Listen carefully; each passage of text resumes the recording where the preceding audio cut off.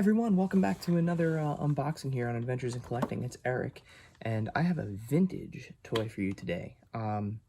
As has been all of the rage on the internet, the McFarlane Kickstarter and all of the Spawn figures, so I've been trying to obtain a piece that I've wanted for a very long time, and I finally got it off of Mercari, which, by the way, as we're sheltering in place and staying home, great option to grow the collection. So I am talking about the Classic Series 20 Clown 4. Now, I was able to get the variant edition here. The card is very flappy. I was able to get the variant edition here, and the variant comes, instead of with the pizza box, he comes with a knife, he comes with the bottle of booze, a cigar, a rat, and a plate, and it looks like maybe a blood splatter here, super plate.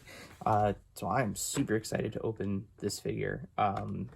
Our friends of the pod, Toy Shiz, recently did a review on this on his YouTube channel, so definitely check it out because he got the, he has the pizza clown 4, so it's a little bit different in terms of accessories, but we're going to crack this guy open, and we're going to take a look at Clown 4. Now, the packaging, as you can see, is very beat up. This came all the way from a store in Las Vegas called Make Sense. I got this and two other figures, a Series 20 Domina figure, who's actually pictured on the back here. And then I got a, from the Samurai Wars series, Lotus Angel. Now, those were two, they were literally Flotsam and Jetsam that came with this. I was really, really looking for this, and, you know, 20 bucks shipped for the three of them. I couldn't pass it up. So, without further delay, let's crack open a figure that's quite old.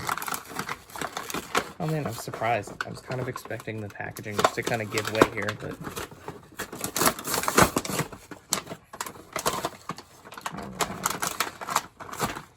So there's some severe yellowing going on with the plastic here, which is to be expected on a figure and card this old. But let's get it open.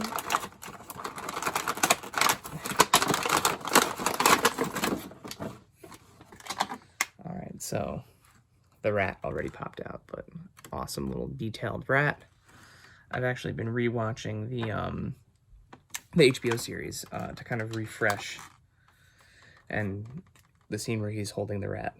The sewer plate here, you know, again, that detail that you kind of expect when it comes to McFarlane Toys. I mean, the patterning is great on it, paint job is great. It's got a fun little blood splatter here. And it looks like it might fit in with the, kind of, we'll see. We'll play with that. We'll see how that's supposed to go. Clown is held in with some twist ties here. Let me get some scissors to help me out with the tape that is holding in his little bottle of whiskey. And his stogie here, which is awesome. Stogie. Now, I was quick to hit purchase on this because of the price and where the price was at. So I didn't even notice, actually, when I picked this up, that it wasn't the normal, that it was the variant one. And McFarlane over the years has had, McFarlane Toys have had tons of variants. I mean, even going back to the original with having hamburger face Spawn and all those things. So, I mean,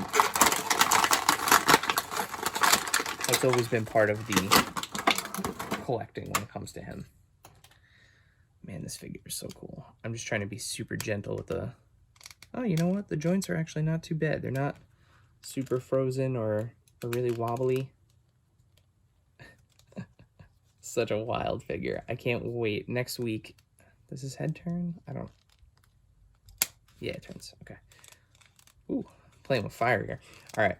So,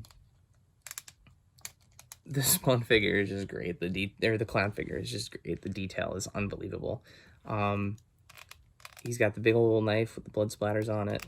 The jacket, as you can see, is kind of like a rubbery material, so it gives. He rotates at the waist, but in a way that his butt crack is still sticking out in the back. Huge belly. You know, he's got the detail with the jeans that don't zipper and the underwear that's sticking out, even down to the boots that don't lace nor have laces left on them. The hair is great. The face is just the face only a mother could love. I mean, let's be honest. Now, unlike, well, let's go over actually the articulation here, because it's a little bit more than I expected. Even after, now that I actually have it. All right, so he actually has ball joints here at the shoulders. So his arm can go out a little bit, it can go forward, and it can go way back. He does rotate at the wrist on both hands. Same goes for this side. Rotates at the wrist, all the way around with the head. I'm not going to be super crazy with that. No articulation at the knees or legs. He kind of is in that pre-pose, but his boots do twist back and forth. Just giving him a quick stand test. Absolutely will stand very easily. Let's try to pry the knife out of his hand here. Okay, yeah, like I expected. So, as typical with most of these McFarlane weapons, the knife is a two-piece weapon, so that way you can slide it in and out of his hand easily. So you can see there's a ball there that pops on and off in order to get the thing in and out of his hand. Now, I'm going to go out on a limb here. Yeah, so that hand is pretty much made for the knife and the knife alone. He is not going to be able to hold rat in that hand. You might be able to force the bottle of whiskey in there. I'm not going to try.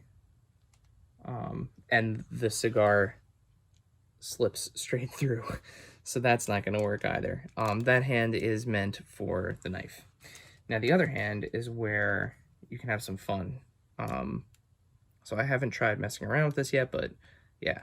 So the stogie fits perfectly within his fingers, as does the bottle. I mean, these figures were always designed to work, to be functional posing figures, so I'm sure with a little bit of play here.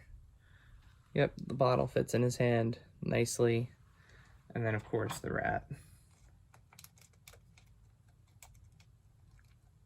Whatever way you want to pose it, it will definitely fit in his hand.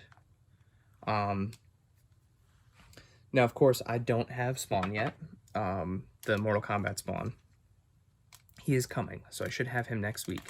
So the only figures I have to really compare with him right now in terms of scale are the two other McFarlane figures that I have. A lot of my McFarlane figures over the years got so abused, they're not even display worthy at this point. I mean, I posted a picture the other day of my my original Spawn from '94, and there's not much left of him.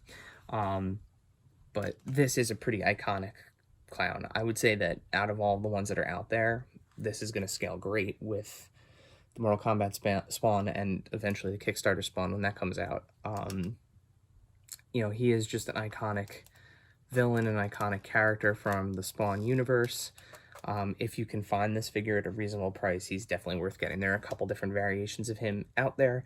There is a Clown 4 with a pizza box. There is a Clown 4 with like orange pumpkin makeup. That's like a Halloween-themed one from the books. It's a great figure, so definitely a worthy pickup. As always, follow us here at AIC_podcast on Instagram and Twitter for toy news and all of the goings-on, and we'll talk to you soon.